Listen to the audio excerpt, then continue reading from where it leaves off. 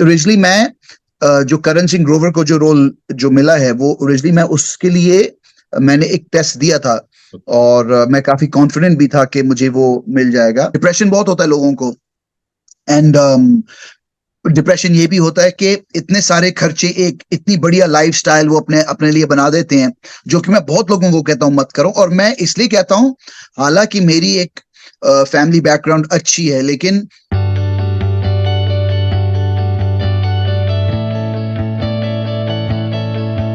Thank you so much, Amit, for joining. So, thank you, ये my pleasure. Podcast का नाम है दिल से दिल तक, और हम लोग कोशिश करते हैं कि एक दिल से दूसरे दिल तक पहुंचाने अपनी जो बातें हैं। और आपका जर्नी काफी इंस्पायरिंग रहा है, मोटिवेटिंग रहा है, सिंगिंग को लेकर, एक्टिंग को लेकर। तो सब लोग को इंस्पायर करने की कोशिश करेंगे इस इंटरव्यू से। शुक्रिया। यस, मेरी कोशिश हमेशा यही रहती है कि मैं लोगों को इंस्पायर करूं। ये काफी एक लंबी जर्नी हुई है हमारी अभी तक, और भी बहुत कुछ करना बाकी है, बट मुझे बहुत खुशी है जितना प्यार लोगों ने मुझे दिया है, और अलग अलग फील्ड्स में भी दिया है। तो ये प्यार बरकरार रहे, बस यही चाहत है हमारी। और कहीं ना कहीं लड़कियां कुछ ज्यादा प्यार करती है आपसे। अभी यू आर मैरिड, हाँ, अभी यू आर मैरिड, क्योंकि हम लोग आपको बहुत पहले से देखते आ रहे हैं, बट स्टिल। नहीं जी, आई गेस हाँ, लड़कियों के मामले में थोड़ा प्यार आप कह सकते हैं एक्स्ट्रा मिला है, बट यस, मैं वेरी हैप्पीली मैरिड हूँ। और बट प्यार हमेशा रहे, ये तो हर इंसान चाहेगा। So it's nice, it's always good to be loved, यही इंसान हमेशा यही चाहता है। ट्रू ट्रू ट्रू, इस पे आएंगे, इस पे आगे आएंगे आपके करियर में कुछ बहुत कुछ। बहुत ज्यादा आगे मत आइए, अदरवाइज मेरी हैप्पीली मैरिड जो बीवी है वो सरदारनी है, वो डॉक्टर रूबी पंगा खड़ा टंडन, इफ आई करते एम हैं। Not wrong, right? Yes yes, doctor. In fact आजकल तो वो मुझसे भी ज्यादा फेमस हो गई हैं, या बट मुझे बहुत खुशी है इस बात की, बिकॉज बहुत मेहनती, बहुत ऑनेस्ट, और बहुत काबिल डॉक्टर हैं वो। And you know her husband यही चाहता है कि उनकी जो बेटर हाफ है वो, ये तो डेफिनेटली कह सकता हूँ वो मेरी बेटर हाफ है, कि वो इतनी टैलेंटेड है, और उनका टैलेंट लोगों तक पहुंच रहा है, लोगों की जिंदगी बदल रही है उनके ट्रीटमेंट्स के साथ। तो बहुत खुशी है इस तो बात हम से। लोग इस पे भी आएंगे, शिफा नाम है उनके जो क्लिनिक है जो यहाँ पे, उस पे भी आएंगे, उस पे भी बात करेंगे। काफी बड़े बड़े एक्टर्स इन्वॉल्व है उसके, उस क्लिनिक के साथ, उनके साथ। जी जी, बिल्कुल। तो उस पे भी हम लोग एक अलग से सवाल उस पे रहेगा, तो उस पे भी बात करेंगे, डिस्कस करेंगे। तो सबसे पहले अमित, इंडियन आइडल सब लोगों ने देखा है आपको। मैंने अभिजीत का भी इंटरव्यू लिया था, सावंत का लिया था मैंने इंटरव्यू। आपके बारे में जिक्र हुआ था उस इंटरव्यू में, और काफी कुछ अच्छा बात उन्होंने आपके बारे में कहा था। बट मैं आपसे जानना चाहूंगा कि इंडियन आइडल जब स्टार्ट हुआ था, बहुत ही नया, बहुत ही फ्रेश शो था। किसी को पता नहीं था वो इतना बड़ा शो बनेगा, हिट शो बनेगा। तो आपको राइट। अप्रोच कैसे हुआ, आपको इंडियन आइडल के बारे में पता क्या चला, और उससे पहले का जर्नी क्या था? तो देखिए, उससे पहले का जो जर्नी था मेरा काफी इंटरेस्टिंग रहा, बिकॉज मैं पैदा पल अमेरिका में था, और मैं जब इंडिया आया था तो उस वक्त मैं सबसे पहले, कुछ भी करने से पहले, एक वीजे था। अभी तो वो चैनल ही नहीं रहा, बट उस जमाने में लोग जानते थे। चैनल वी एक बहुत पॉपुलर स्टेशन होता था, एमटीवी के साथ साथ चैनल वी भी होता था। तो मैं वहां पे एक वीजे था, और मैंने बहुत सारे वहां पे शोज किए। और उसके साथ मुझे पता चला कि, मतलब वो दौरान मुझे पता चला कि ये इंडियन आइडल, आप वो एक आता है ना बिलबोर्ड जैसे, राइट। कि आप देश के अगले आइडल, सिंगिंग आइडल बनना चाहते हैं। मैंने कहा ये तो बड़ी कमाल की चीज है, ये क्या है। हालांकि मैं ट्रेन सिंगर नहीं था उस वक्त, मैंने म्यूजिक सीखा नहीं था, बट मुझे लोग कहते थे कि यार तुम अच्छा गाते हो, तुम कुछ करो। मैंने कहा ठीक है, देखते हैं। बट तो फ्रैंकली बताओ, मैं जब घुसा भी था इंडियन आइडल में, मुझे सिर्फ लगा कि एक प्लेटफॉर्म है, मुझे लगता है कि मैं ठीक ठाक गा लेता हूँ। तो उस वक्त हिस्सा लिया। फिर बाकी तो सब किस्मत ही है, हम उतने आगे तक चले गए। और लेकिन ये एक अच्छी बात है कि वहां तक जाने के बाद हमें एक्चुअली पता चला कि सिंगिंग क्या होती है, और रियाज क्या होता है, स्टेज पे गाना क्या होता है, माइक की वॉल्यूम, प्रोजेक्शन क्या होता है। मतलब ये चीजें फ्रैंकली बताऊं, मुझे वहां जाने के बाद पता चला, उससे पहले मैंने कभी किया ही नहीं था। So it was a great experience. लेकिन या सो इंडियन आइडल में आने के बाद चेंजेस जो है हर किसी का, क्योंकि अभिजीत से भी मैंने बात की तो उसके अंदर भी कुछ ना कुछ चेंजेस आया था। For you coming from outside, हाँ, तो हिंदी गाना गाना शो में वो कोई डिफिकल्ट था या फिर यू आर जस्ट प्रिपेयर कि गा सकता हूं मैं? नहीं, ऐसा नहीं था। उस वक्त मेरी हिंदी थोड़ी कमजोर थी, मैं झूठ नहीं बोलूंगा। लेकिन कहीं ना कहीं सीख भी लिया था, लेकिन मैं सीख भी रहा था। मतलब एक वैसा था एक सिचुएशन। अब गाना क्या है, गाने को लेके आपको कुछ लाइंस याद करनी पड़ती हैं तो वो अलग है। लेकिन जब आपको किसी से बात करना होता है या इंटरेक्शन करनी होती है, तो फिर वो बहुत ही नेचुरल तरीके से होनी चाहिए। जैसे अभी मैं आपके साथ कर रहा हूँ, उस वक्त मैं मोस्टली आपके साथ हिंदी में भी बात करता, लेकिन बीचों बीच इंग्लिश के कुछ लाइंस आते, या फिर मैं आधा इंग्लिश आधा वैसा। लेकिन इंडियन आइडल के वक्त सिर्फ यही एक बात थी कि आप एक गाना आपको दे देते थे, आप इसको प्रिपेयर करके आते थे, तो फिर उस वक्त वो एक्सेंट का कुछ ज्यादा इशू नहीं हुआ। एक्सेंट का इशू इत्तेफाक से मुझे तब हुआ जब मैंने टीवी सीरियल शुरू किया, तब जाके मुझे थोड़ा वो फेस करना पड़ा। या आपने टीवी सीरियल का नाम लिया, तो एक शो बहुत ही 90s के किड के लिए बहुत ही पॉपुलर रहा है, और लड़कियां खास करके बहुत दीवानी थी उस शो के लिए, दिल मिल गए, डॉक्टर अभिमन्यु। यस। जी। तो आपने जब एंट्री यस। किया था, ट्रस्ट मी अमित, मेरे स्कूल में, मैं उस वक्त स्कूल में था, मेरे स्कूल में लड़कियां पागल हो गई थी आपके बारे में, आपको देखकर स्क्रीन में। एंड करण सिंह ग्रोवर एक तरफ था और एक तरफ आप थे, दोनों गुड लुकिंग लोग स्क्रीन में जब आ रहे थे, तो एक अलग प्रेजेंस आपने छोड़ा था। तो उसके बारे में आप बताइए, अप्रोच कैसे हुआ, मिला कैसे वो शो? वो एक्चुअली उससे पहले मैंने शायद 2-3 शोज किए हुए थे। कैसा ये प्यार है जो सबसे पहला शो था, वो भी बहुत पॉपुलर था यंगस्टर्स के साथ, इकबाल खान के साथ, और नेहा बम्बी थी उसमें। तो उसके बाद मैंने, क्योंकि सास भी कभी बहू थी, उसमें या मैंने 1 साल किया। पुलकित, मोनी रॉय, मानव विज, भूमि, तो काफी सारे, तो ऑब्वियसली, तो और जो ओरिजिनल जो कास्ट थे, तो वो भी मैंने 1 साल किया। तो उससे भी काफी पॉपुलैरिटी हो गई थी, बिकॉज क्योंकि सास भी कभी तो घर घर में हर कोई भी देखता था। अम, उसके बाद मैंने क्या किया कि मेरी बातचीत चल रही थी एक्चुअली, इत्तेफाक से उस वक्त मैं एक म्यूजिक एल्बम पे काम कर रहा था, बिकॉज मेरी हमेशा से ही चाहत थी कि मैं म्यूजिक करूं, लेकिन मैं थोड़ा और प्रिपेयर्ड होना चाहता था, थोड़ी और जानकारी भी लेना चाहता था म्यूजिक इंडस्ट्री के बारे में। तो साथ साथ में जब मैंने, क्योंकि सास वो शो छोड़ के जब मैं अपना म्यूजिक शुरू करने लगा, तो बीचों बीच ये ऑफर मुझे आया था, और मुझे शो बहुत इंटरेस्टिंग लगा। लोग ये जानते नहीं है, लेकिन ओरिजिनली मैंने, जब इस शो के बारे में मुझे पता चला था, तो उसमें ऐसा था कि बास्केटबॉल प्लेयर है, मुझे याद है कुछ ऐसा, पंजाबी फैमिलीज है, बास्केटबॉल प्लेयर है, और मैं अपनी कंट्री अमेरिका में मैं ऑल स्टेट नेशनल लेवल पे बास्केटबॉल खेलता था।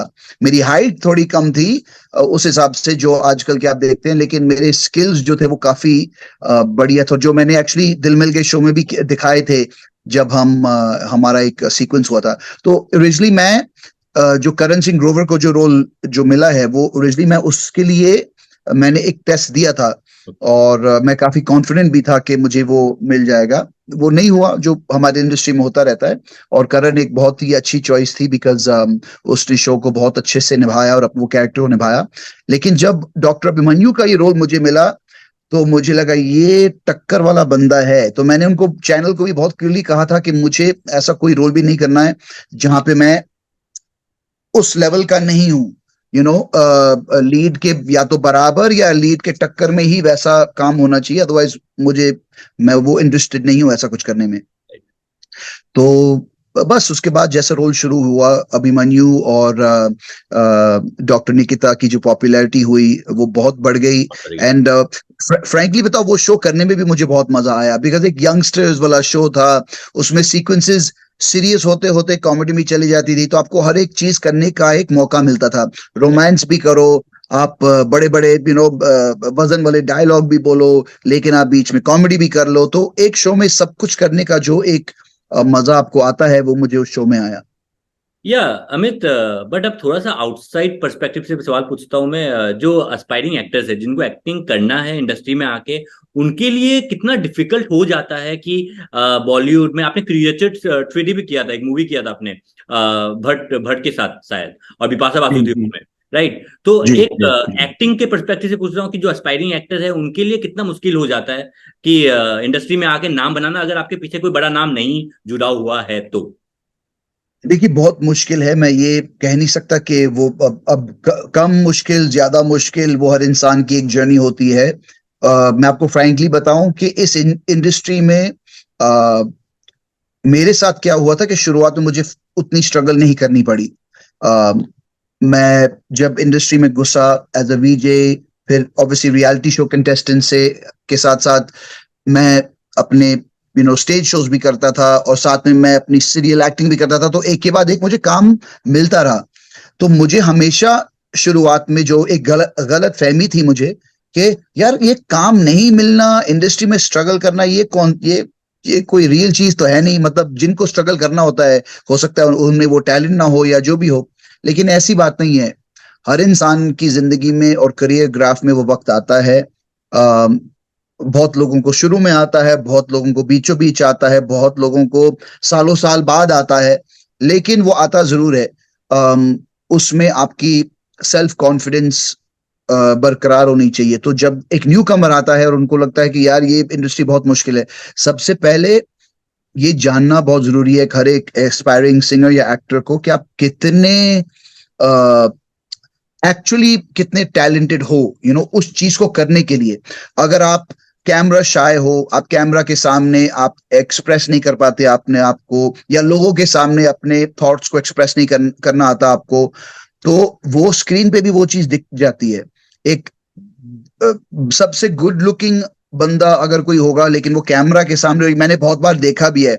कभी कभी तो, क्योंकि मैं एक पॉइंट के बाद तो मैं इंडस्ट्री में ऐसा घुस गया था, मैं ऑडिशंस होते थे लोगों के, तो मैं वहां पे बैठ के क्रिएटिव्स के साथ में बैठ के देखता था कि अच्छा ये कौन है। फिर मुझे एक याद है, उसने बंदे का नाम तो मैं नहीं ले सकता, लेकिन वो बहुत ही गुड लुकिंग लड़का था। मतलब मैंने कहा यार ये तो कमाल, मतलब बॉडी सिक्स पैक, और चेहरा भी अच्छा खासा, बाल अच्छे खासे लंबे, और आंखें भी बहुत एक्सप्रेसिव थी, जो मुझे लगा कि यार ये तो चीज निकल आएगी। कैमरा के सामने जैसे ही वो आया, और मतलब लड़कियां सब पागल थी कि मतलब ये तो जो लड़कियां एकदम हाय मैं मर गई वैसा। तो लेकिन कैमरा के सामने जैसे ही वो आया, वो डायलॉग ना बोल पाया, और कैमरा के सामने एकदम स्टिफ, एक खंबे की तरह, कुछ एक्सप्रेशन नहीं, और मतलब फ्रैंकली बताऊं, अगली लगता है। अ, ट्रू। आप एग्जाम्पल भी जितने देख सकते हैं, नवाजुद्दीन, मनोज बाजपेयी जी, यू नो जब वो कैमरा के सामने आते हैं तो मतलब उनसे बेहतरीन कोई दिखता कोई नहीं है, और मतलब वही स्क्रीन पे दिखते हैं। तो ये चीज कैमरा पे ये होता है। तो ऑब्वियसली आपका क्राफ्ट जानना बहुत जरूरी है, हर एक इंसान को। जैसे जब मैं इंडियन आइडल में गया था, मुझे जरूर ये पता था कि मेरी लिमिटेशंस हैं, एज अ बिकॉज मैंने ना तो उस वक्त उतना अच्छा म्यूजिक को भी समझा, और मुझे सिर्फ एक गाने का शौक था। लेकिन जब मैं वापस एज अ सिंगर, जब अब लाइक नाउ या इवन कुछ साल पहले तक भी, मैंने ये डिसीजन लिया था कि मैं अब एज अ सिंगर नहीं आऊंगा जब तक मैं अपने आप को पूरे तरीके से मैं प्रिपेयर नहीं करता। एंड वो इंसान को जानना जरूरी है। आप बस करते जाओ, एक पॉइंट के बाद आपको ये जानना जरूरी है कि यार नहीं हो रहा। ये बात नहीं कि आप ऑडिशन दे रहे हो, ऑडिशन नहीं हो रहा, वो अलग चीज है। लेकिन आप जब कोई चीज डायलॉग बोल रहे हो, आप जब एक कैमरा में ऑडिशन दे रहे हो, अगर सामने से आपको वेरी गुड या ये या वो, भले आपको रोल मिले ना मिले, देखो रोल मिलना ना मिलना, फ्रैंकली बताऊं, इसमें किस्मत की भी बात है। इसमें बहुत सारे हम क्या बोलते हैं लूप होल्स होते हैं हमारी इंडस्ट्री में, कि जिसको मिलना चाहिए उसको नहीं मिलता। पर वो ठीक है, वो सब छोड़ो, उसके साथ ही आपको लड़ना है। और आई ऑलवेज बिलीव कि जिंदगी, हालांकि एक फिल्म के का एक है, जिंदगी एक जंग है। तो आपको ये एज ए एक लड़ा, अब हालांकि मैं बचपन में मैं बॉक्सिंग बहुत करता था, I was a boxer and wrestler and all, वो सब किया था। मेरे कान वान सबकी सर्जरी, वो सब फट फट के, और हाथ आप देख सकते हैं कितने वो हो गए। बट तो हमारी एक फाइट है, और ये मैंने इसको जब मैं एंट्री भी की थी तो एज अ फाइट समझा था कि मैं लड़ूंगा। और भले ही मुझे सिंगिंग में अपना एक अगर पैर जमाना है, जो अब मैं अपनी नई एल्बम के साथ मुझे पूरा यकीन है कि होगा, और या भले ही जब मैंने एक्टिंग शुरू भी की थी, शुरू में मैं ये नहीं कह सकता कि चैलेंजेस नहीं थे। मुझे याद है सबसे पहले शो में मुझे बताया भी गया था कि अमित तुम्हारी हिंदी बहुत वीक है, इनफैक्ट जो हीरोइन का जो नाम था कृपा, शो में कैसा ये प्यार है, मुझे याद है मैं इसको किपा बोलता था, किपा, बिकॉज वो क्र क्र र और रू जो हिंदी में हमारा होता है वो मैं बराबर से, तो किपा किपा वो। और क्रिएटिव मुझे बोल रहा है, डायरेक्टर यार तू क्या बोल रहा है, मेरे को समझ, तू किपा बोल रहा है या कृपा बोल रहा हूँ। तो फिर मैं धीरे से जब बोलता था कृपा, तो नहीं लेकिन कैमरा पे तू किपा बोल रहा है, I'm like, तो मैं चुप हो जाता था। तो एक पॉइंट के बाद मुझे याद है उन्होंने कहा था कि अमित हमको तुम्हारी वॉइस डब करनी पड़ेगी, बिकॉज तुम्हारी जो वॉइस है वो बराबर नहीं है, तुम एक्सप्रेशंस वो सब कर रहे हो लेकिन जो तुम बोल पा वो चीज नहीं आ रही। तो मैंने बहुत मेहनत की, हालांकि मुझे हिंदी भी नहीं पढ़नी आती थी, मैं अपने डायलॉग्स को रिपीट रोमन में लिख के याद करके, मतलब लोग सेट पे बातें कर रहे हैं और मैं अपने डायलॉग बोलता जा रहा हूँ बोलता जा रहा हूँ बोलता जा रहा हूँ। तो वो पहले शो में मैंने कवर अप अपने आप को कर लिया, ताकि उसके बाद एक कॉन्फिडेंस भी आए अंदर कि मैं ये चीज कर सकता हूँ। और तो इंसान को हर एक मेहनत हर एक को करना है, लेकिन वो मेहनत आप उस पॉइंट तक कीजिए जहां तक आपको खुद वो समझ में आए कि मेरे अंदर ये बात है, वो चीज अब नहीं हो रही, बाद में होगी। अगर आपको पूरा यकीन है कि आपके अंदर वो टैलेंटेड है तो आप कभी भी हार मत मारना। वो कहते ना, बॉक्सिंग में हमारी है कहावत है कि you only lose when you give up, it's not, अब ये तो स्टलोन ने बोला था, ये जरूरी नहीं है आप कितनी बार गिरते हो, लेकिन गिरने के बाद आप कितनी बार खड़े होते हो, वो ज्यादा जरूरी है। तो मेरी फिलॉसफी लाइफ में भी यही रही है। उतार चढ़ाव मैंने बहुत देखे हैं, स्ट्रगल्स देखे हैं, अच्छे अच्छे वक्त भी देखे हैं, एंड पर्सनली प्रोफेशनली, बट यार वो जिंदगी ही यही है। अगर जिंदगी बस एक बहुत ही वाटर पार्क की तरह हम बस घूमो झूमो नाचो गाओ, अगर वैसा होता तो लाइफ अलग होती। तो आई बिलीव दैट। बट अभी तो आपकी हिंदी काफी अच्छी है, और खास करके मैं अभी इससे पहले आपके ही गाने टीम को सुना रहा था यहाँ पे बैठ के, तो काफी मतलब आप एक एक गाना मैंने आपके इंस्टाग्राम में देखा था, आई थिंक आपने इंडिपेंडेंस डे के दिन या फिर कब डाला था उसने आपने, वो गुजबम, जी, लिटरली गुजबम, कोई आई थैंक यू। थिंक गिटारिस्ट भी थे वहां पे और आप गा रहे थे, राइट? जी जी, अभी आजकल हम थोड़ा सा वो लाइव सेटअप कर रहे हैं, बिकॉज मैं सिर्फ चेंज ओवर करता रहता हूँ। अभी भी हमने कुछ और रिकॉर्ड किए थे, अभी मैंने एक्चुअली अभी एक एड शूट खत्म किया है, तो उसके बाद प्लान ये था कि मैं उसको बुला के थोड़ा सा हम करेंगे। हालांकि मैं खुद गिटार भी सीख रहा हूँ, लेकिन अभी उसमें थोड़ा सा वक्त है। गिटार अब वो भी एक चीज है, मैंने ठान ली दिमाग में कि अब तो भाई गिटार सीखना ही सीखना है। तो वो शुरू का जो जर्नी है वो बहुत टिंग टंग टंग टंग टंग, तो और वो करते करते बहुत वक्त निकल जाता है। और निकल जाता लेकिन अगेन अगर आपने हार मान ली तो आप कभी सीखोगे नहीं, और आप करते करते करते करते इवेंचुअली आपको वो चीज आ ही जाती है। है। और आप फिर कोई भी लोगों को लगता है वाह पोजीशन में आप हो, कैसे। या आप कोई भी पोजीशन में हो, लेकिन सीखने का जज्बा होना बहुत जरूरी है, वो बहुत बिल्कुल बिल्कुल important बिल्कुल है। बिल्कुल। या अमित, आप थोड़ा सा एक सीरियस सेक्शन में आते हैं, क्योंकि मैंने कल एक इंटरव्यू लिया था, साहिल वैद करके एक एक्टर है जिन्होंने बद्रीनाथ की दुल्हनिया में पैरेलल लीड किया था वरुण धवन के साथ, तो उन्होंने ओके। दिल बेचारा में भी काम किया था ऑपोजिट सुशांत सिंह राजपूत। और मेरे को आपसे जानना है मेंटल हेल्थ के बारे में और एक्टिंग को लेकर, क्योंकि कहीं ना कहीं बहुत सारे एक्टर्स हैं, मैं भी पर्सनली बहुत लोगों को जानता हूं जो कहीं ना कहीं डिप्रेशन आ जाता है, और काफी कुछ 2020 में कोविड के बाद काफी कुछ सुनने को मिला आफ्टर सुशांत, काफी लोगों ने ये फेस किया था, काफी लोगों ने इसे ओवरकम करने की कोशिश भी की थी, बट कहीं ना कहीं ये इंडस्ट्री आपको तोड़ देती है, राइट? ये आप इस पे क्या यस, कहना चाहोगे मेंटल हेल्थ के बारे में? देखो मेंटल हेल्थ वो किसी भी इंडस्ट्री में आपको फेस करना पड़ता है, बट यस इस इंडस्ट्री में खास करके, क्योंकि सॉरी बस एक सेकंड, इस इंडस्ट्री में खास करके इसलिए क्योंकि यहाँ पे आपकी काबिलियत और आपको जज करते हैं लोग आपके थोपड़े से मोस्टली, ऑब्वियसली सिर्फ आपके चेहरे से, बट सुपरफिशियल लेवल पे, यहाँ पे ये नहीं है कि मैंने ये शो किया है, मैंने इतना काम किया है, इतने शोज में मैंने गाने गाए हैं, या इतने शोज में मैंने एक्टिंग की है, उसके बेसिस पे आपको काम नहीं मिलता। उसके बेसिस पे मिलता है कि अरे आपकी फॉलोइंग इंस्टाग्राम पे क्या है,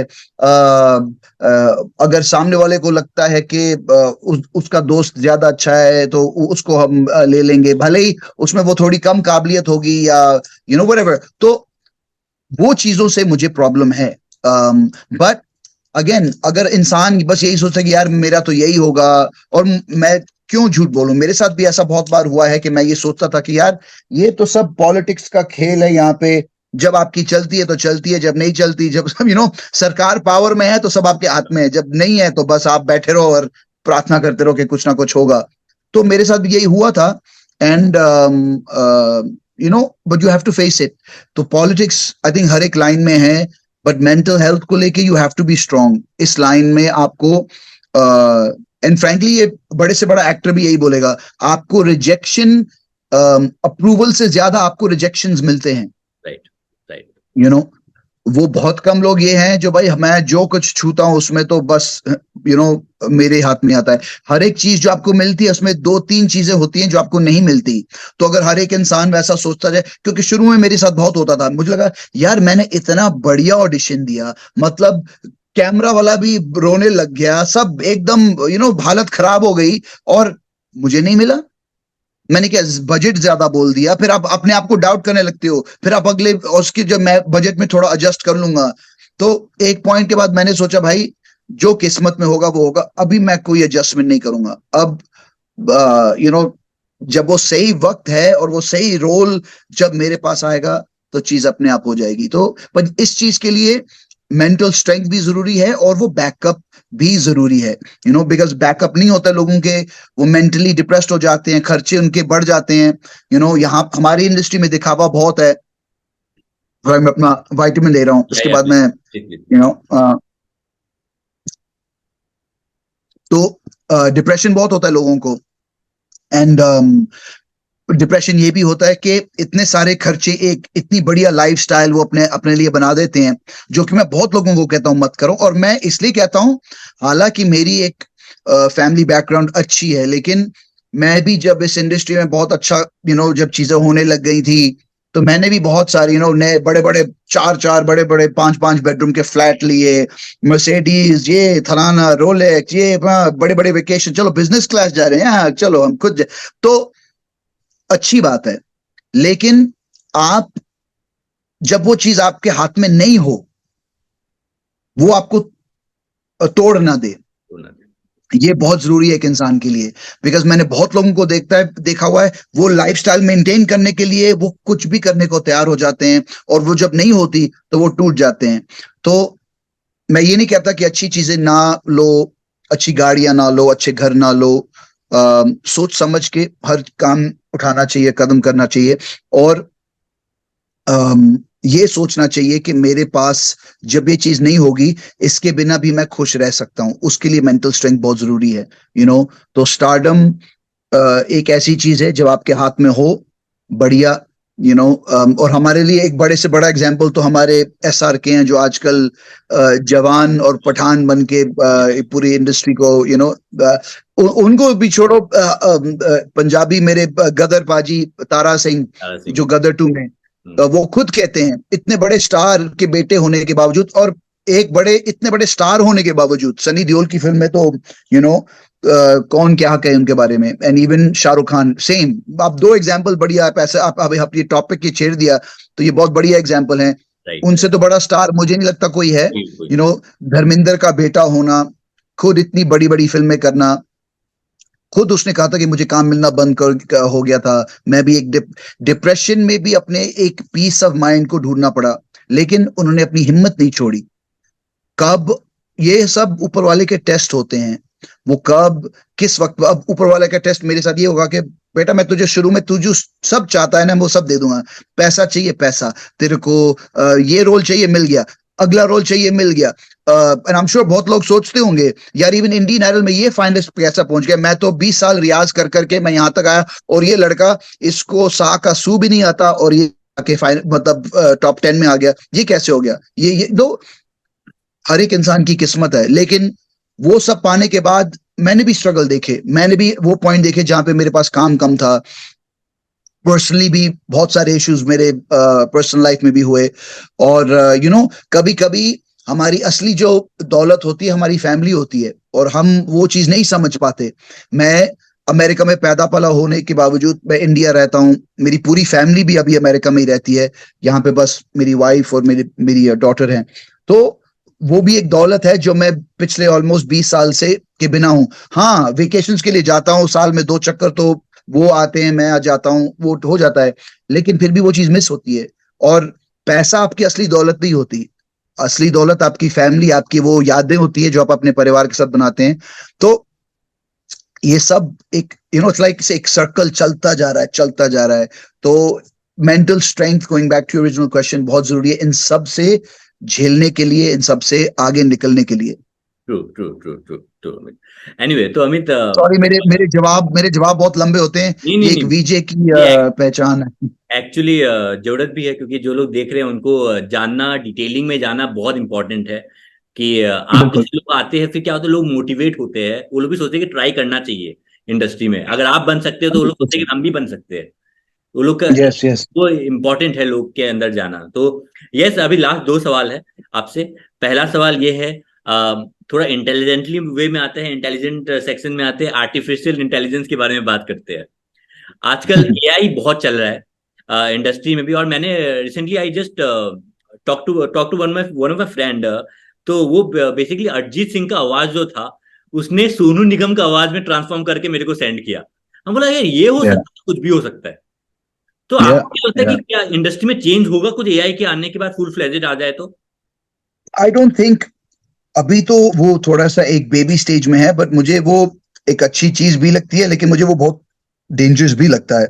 यू नो, आपकी आवाज को कॉपी कर सकते हैं, आपके चेहरे को भी डुप्लीकेट करके उसको वीडियोस में ऐसे कर सकते हैं। तो ये आगे जाके आई फील लाइक ओवरऑल जो सोशल मीडिया और ये आर्टिफिशियल इंटेलिजेंस के साथ चीजें बहुत अच्छी भी हो सकती हैं, बिकॉज इसमें एक अच्छी भी चीज है। अब जैसे मैंने कुछ दिन पहले सिद्धू मूसेवाला, उनके कुछ गाने मैंने आर्टिफिशियल इंटेलिजेंस से सुने, तो मैंने कहा यार ये तो कमाल है कि ये तो वही साउंड कर रहा है जैसे और वो ऑब्वियसली अब इस दुनिया में नहीं है, तो वो कितनी बढ़िया बात है कि अभी हम रफी के गाने, रफी को कोई आज का गाना तुम मिले, तुम क्या मिले वगैरह रफी गाता हुए वो कैसा लगता।